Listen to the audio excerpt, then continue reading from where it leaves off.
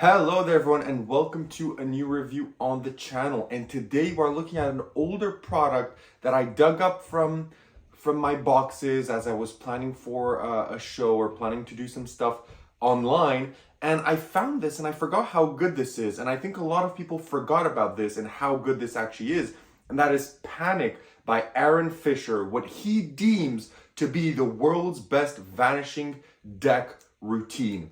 So because I have performed it since I found it, I do think it is a good time for me to make a review on this and maybe put it on some of your radars. So let's roll the intro and get straight into it.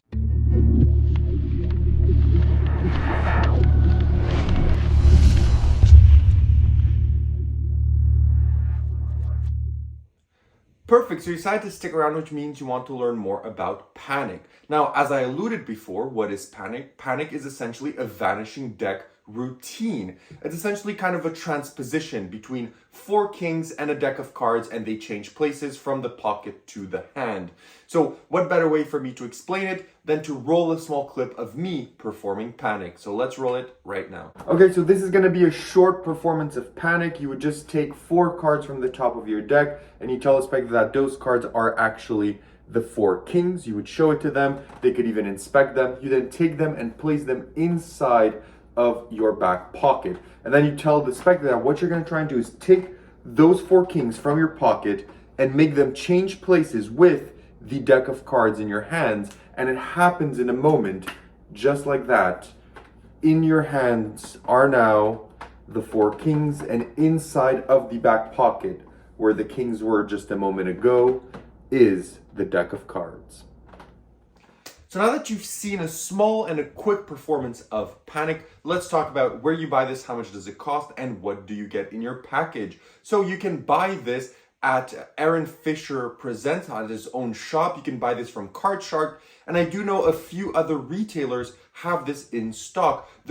There's not a major retailer that has this in stock anymore. For example, Vanishing Ink or Penguin Magic, which is where I purchased mine, have discontinued this product. Whereas, as I mentioned, Card Shark, Aaron Fisher Presents still have this in stock, as well as some other brick and mortar kind of shops that you can look around maybe in your area. So what is the price of Panic? Panic is also varied in price. Some shops sell it for $20. Some shops sell it for $24.99, so $25. And Aaron Fisher and Card Shark themselves sell it for $30. So you can also see, depending on the price, where you want to buy it. But I think the most safe bet for most people is going to be directly from Aaron Fisher himself or from Card Shark, so $30. So what do you get when you purchase? So what you get when you purchase this, at least what I got when I purchased it from Penguin 5 or 6 years ago, is this small plastic bag. So you get this small plastic bag, and inside of this bag you get your gimmicks. So you get the gimmicks to make the effect work, which are made out of maiden backs, and they're really well quality. They're going to last for a very, very, very long time. As well as you get a link to your instructional video, which is around 45 minutes long, that teaches you the routine, some cleanup, some additional ideas, etc. And to obtain those instructions, at least when I purchased it, you had to sign up on Aaron Fisher's website, create an account, email, etc. for you to gain access to the instructions, which is a bit annoying, but maybe since then that has changed, but I don't think. So you will have to go through a bit of hoops to get the instructional video, but it's nothing too much. So that's essentially what you get with your purchase. So having said that, let's talk about difficulty. How difficult is Panic to perform? Now, Panic is very easy to perform. So there's no real sleights involved here, almost none at all. There's not really any moves or any palming or anything like that involved here.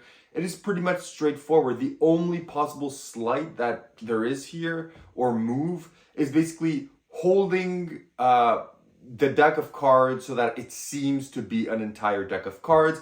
And that's something that is kind of, familiar for those of you that perform vanishing decks. This has kind of the similar thing. You have to convince your spectator that you have an entire deck of cards in your hand rather than not an actual deck of cards. And there's a beautiful convincer here. As you've seen, you can fan out and spread out the cards like this to show it's a full deck. before making the vanish, and I think that's beautiful, and I think that a lot of people really love that visual, and this is the reason why this effect is so popular, is because that visual is so convincing and so good that it convinces everyone that you actually have a full deck of cards. Apart from that, there's no real moves, there's no sleights. It's a very beginner-friendly trick. Moving on to practicality. Is panic practical? Well, for starters, let's talk about what you have to carry around with you. So, what you have to carry around with you is a deck of cards, of red bicycle cards, and as well, you need your gimmicks that can easily fit into the cellophane of your cards. So essentially, you don't really need to carry much. Everything is contained inside of the deck you carry around with you anyway. So carrying wise, it is very practical. Moving on to angles. What are the angles for panic? Panic has the similar angles to most of the vanishing deck routines, which means no one can be to one side of the deck, depending if you're left-handed or right-handed, and no one can really be behind you.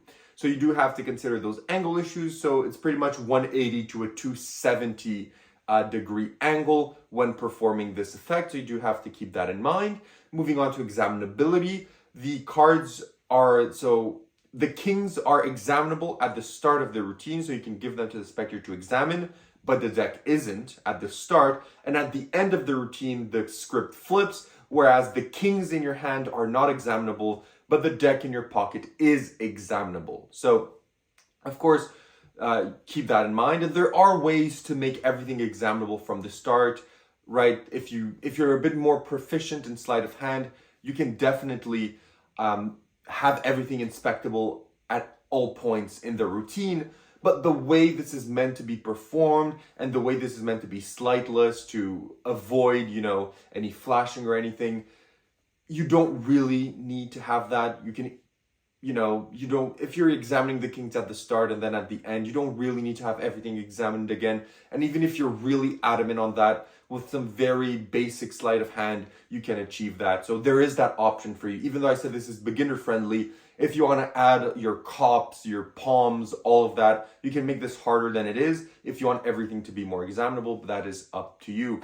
Now, moving on to another point regarding practicality, which is reset. So what is the reset of this? The reset is very, very quick. It is almost instant. You just put the deck back in your pocket and you remove something from the deck, and then you're good to go for another table. It's a very quick reset and can be done as you're walking from a table to another, because no one is really going to know what you're doing. So the reset can also be done kind of in the open as you're walking. You don't have to scurry around in your carrying case. And the last thing regarding practicality is, do you need a table for this? No, you do not need a table, and this can also be done sitting down or standing up. There is no problem regarding that. So that's all about practicality. Let's get into where to perform. So where would you perform panic? Panic can pretty much be performed almost anywhere. So whether it's walk around, parlor, stage, cabaret, wherever you want, wherever you perform a vanishing deck, you can perform panic as well. There's not much more to say in that regard.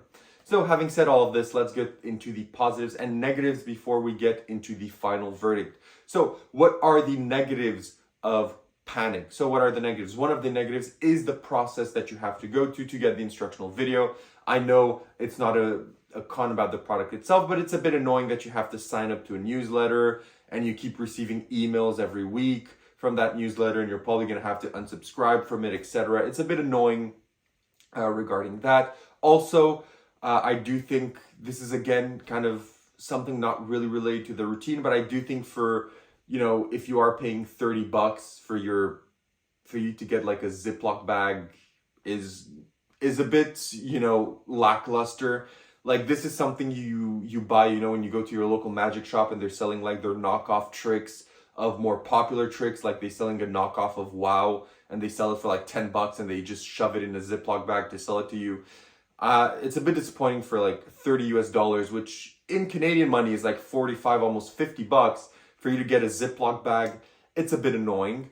So, that's that. And another negative, if you want to talk about the routine itself, a negative of the routine is that it is a bit harder with this routine to have the deck examinable at the start.